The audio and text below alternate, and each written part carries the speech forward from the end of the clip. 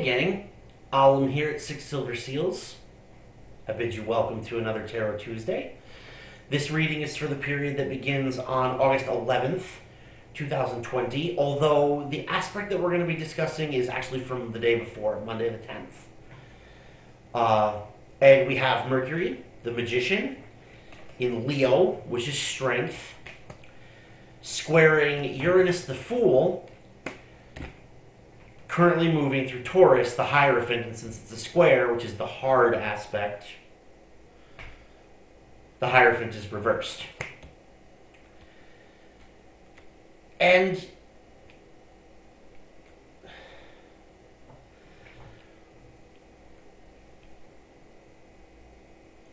the kind of general vibe of this is that sort of chomping at the bit to start something new, right? Raring to go, feeling like we have all the tools at our disposal, and then going to begin and not really allowing ourselves to begin anew, in the sense that we're using the tools the way we've always used them instead of trying to figure out what other uses they can be put to.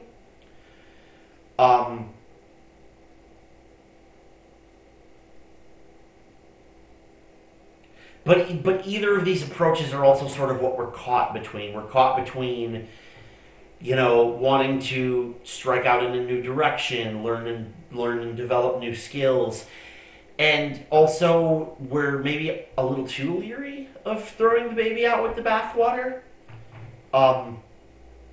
Definitely seems to me the sort of thing where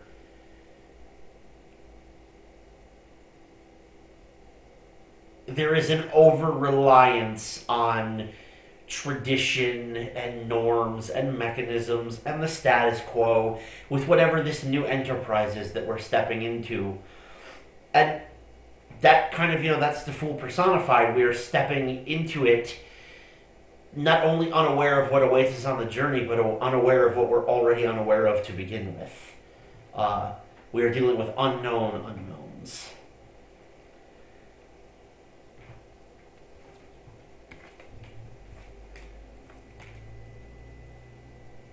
So the task then is to determine where, if anywhere, we can afford to sort of give up those bad habits. Of doing things by rote, of, stifling ourselves for the sake of doing it the right way, rather than asking what the right way might be, and if it might look different than we think it does. It's a fun square. Uranus is the higher octave of Mercury, so this is energy that, in a way, it kind of feels like it's arguing with itself.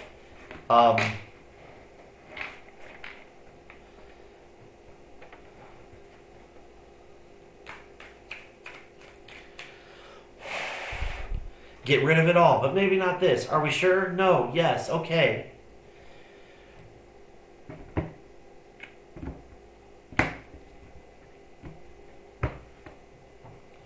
So let's see what you need to know about that.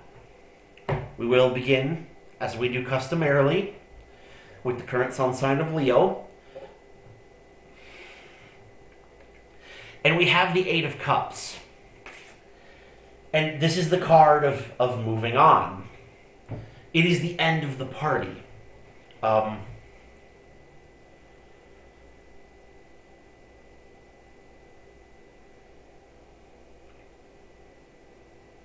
And there's a totality to that, Leo, that you're not getting.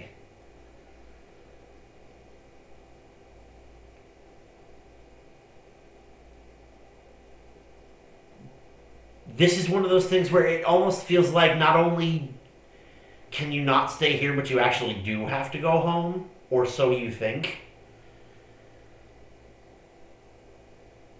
Like, you have to leave the place you're in, but for some reason you're operating under the perception that you can only go back to the place that you came from instead of going somewhere else. For Virgo, we have the Star.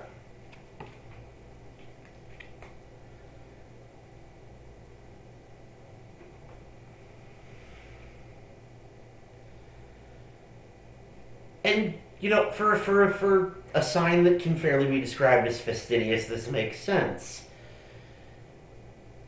If you think of the energy as kind of a general omen, you have to watch out for where you're headed in the direction of you only want things to go your way or you won't engage.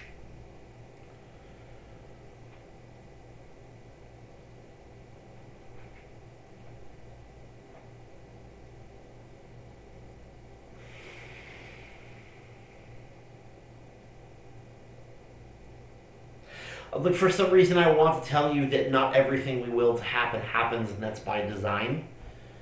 Um,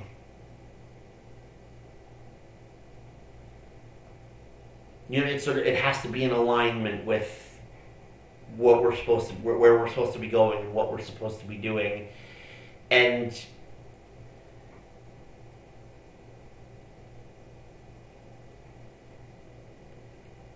if a line is drawn by spirit, however trivial, it is impossible to cross.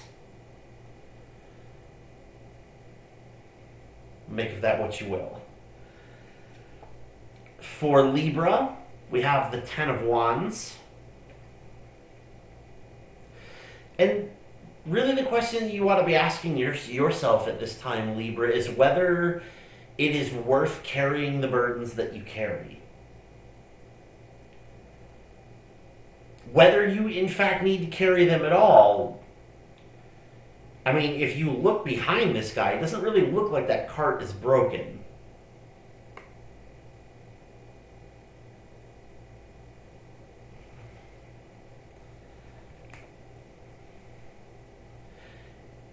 So is it worth carrying the burdens if you don't have to? For Scorpio, the Seven of Wands. There have been a lot of wands lately, huh?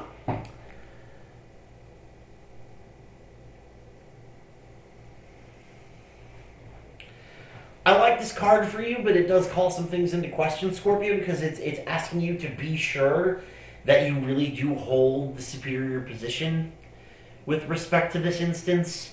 That the high ground you think you have, A, do you genuinely have it? B, is it genuinely high ground? And that's the thing about Mercury and Uranus getting together, is that it's always this idea of like question everything, right? Even like the barest, most minute little thing is subject to scrutiny under Mercury Uranus influences. So ask the question, like I say, the underlying one, the meta level question, not just what is this, but what does it mean?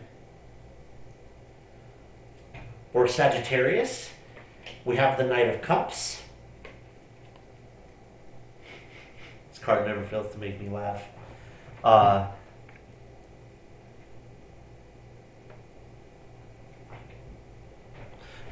But with all this airy energy, a water card might actually do your fire sign self some good here, Sagittarius. Someone coming in to soothe you?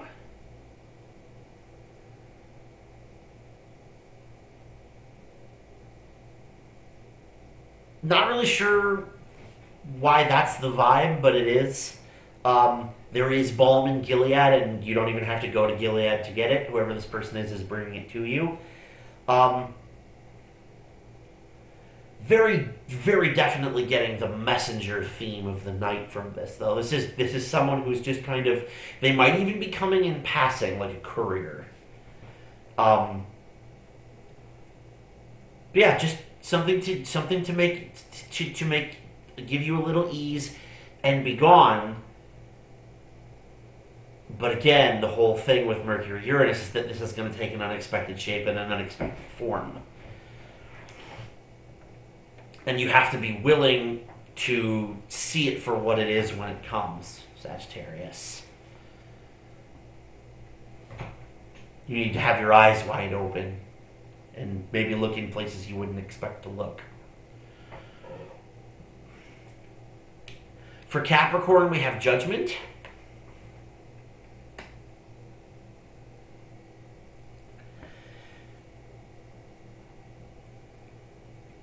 And so judgment is a tipping point, but this is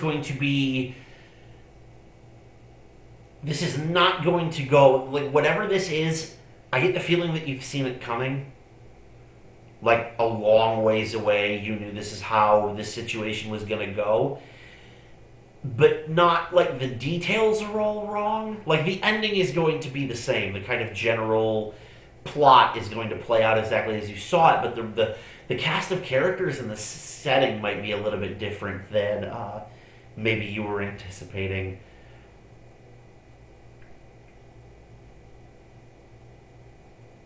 There's a very real feeling with whatever this change is that's coming that, after which nothing will be the same, because that's judgment, is like just how out of left field it feels, despite the fact that it is what you saw coming. Really, really chaotic energies from this judgment card for you, Capricorn. For Aquarius, the King of Wands. I get the feeling from this Aquarius that a passion project that you know already is going to demand a lot of your time and energy, suddenly you have a flare of energy for it, or it feels like it's for that. Like it feels purpose built, right? To do this thing that you knew was going to take a while. And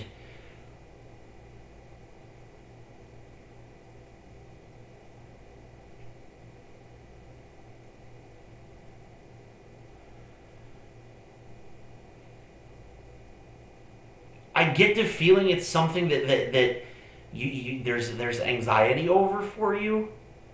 Um, and so your instinct is to be like, that's not actually what this energy is for, but you really, really, really, it feels to me, need to ask yourself the question of why it is that you think that. If it feels purpose built for this, shouldn't putting it to use be a good thing? Rather than, for some reason, like I say, this feeling that it's anxious for you, that there's negativity around trying to do this thing for you, as though you don't feel you can do it good enough, maybe?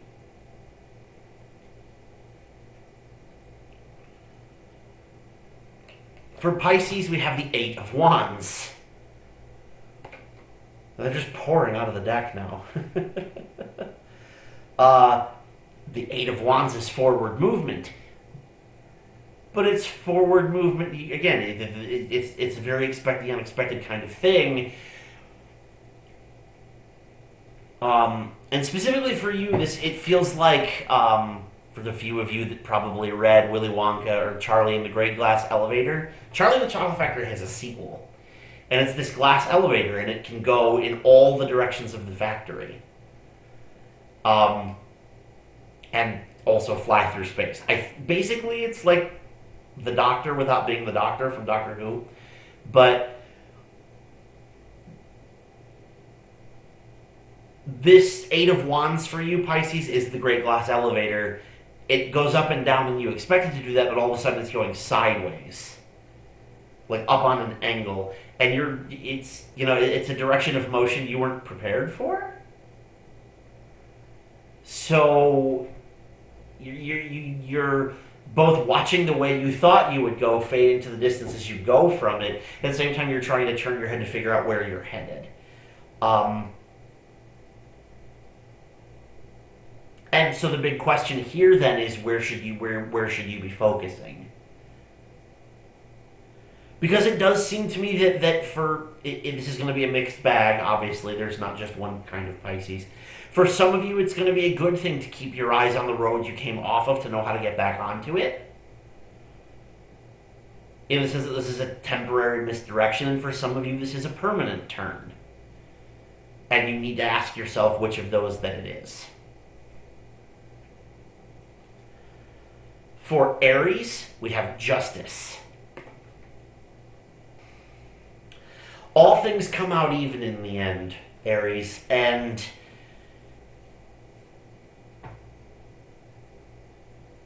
what even means is the thing that you will spend the period that this aspect is in influence grappling with. What does it mean for something to be fair? What does that look like? What does it look like for things to even out, for the scales to even, for things to balance?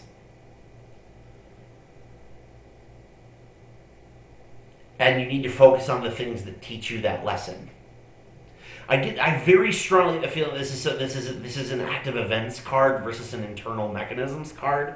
Like it's a demonstration. You're being shown what it looks like when the scales balance, and Uranus being the card of uprooting change. You need to take that to heart. For Taurus, we have the Two of Swords.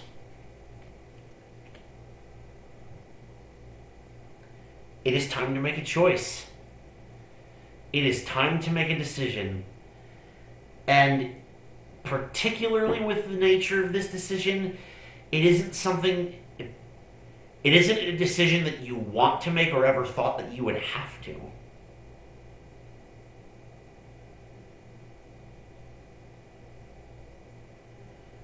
But here it is. You have to decide.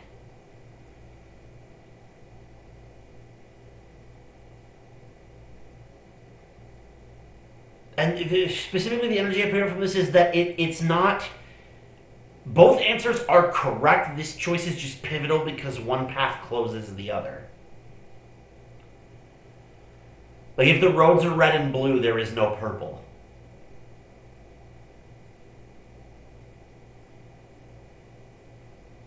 There is no wrong decision, but it is a final one, Taurus. For Gemini, we have the Nine of Cups, the wish fulfillment card, as you can see from the genie, which I personally love. And so the question is, does getting what you wanted look the way you thought it would, Gemini?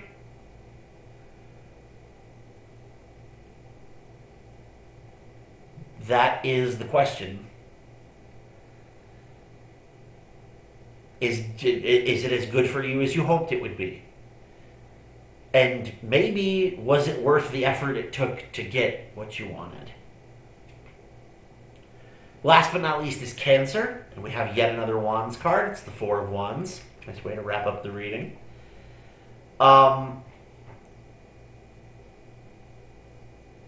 It's harmony and union, and I mean it's love. This is a hand fasting ceremony, right?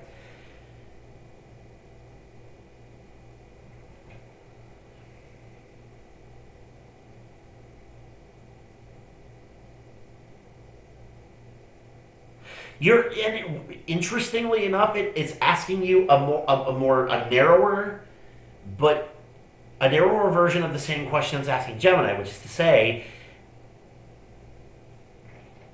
this is what you wanted. Does it look how you thought? But the overwhelming feeling is one of positivity. It's less a question and more realization that this is what it actually looks like to get everything that you wanted, and you're happy with it. At least in this specific respect, I do get the feeling that it is towards some sort of emotional interpersonal connection. Maybe not necessarily an intimate one, but so this could be not just not just obviously like a lover or a partner, but maybe like a close friend or a family member. This went exactly the way that you wanted it to, but maybe it looks a little different than you thought. And yet you also know that you're okay with it. It's a very hopeful card. I like it. But that is Tarot Tuesday for this week. I hope that y'all enjoyed it. Certainly it was fun on my end. Don't forget that if you are a member on Patreon, that this was available to you as of yesterday.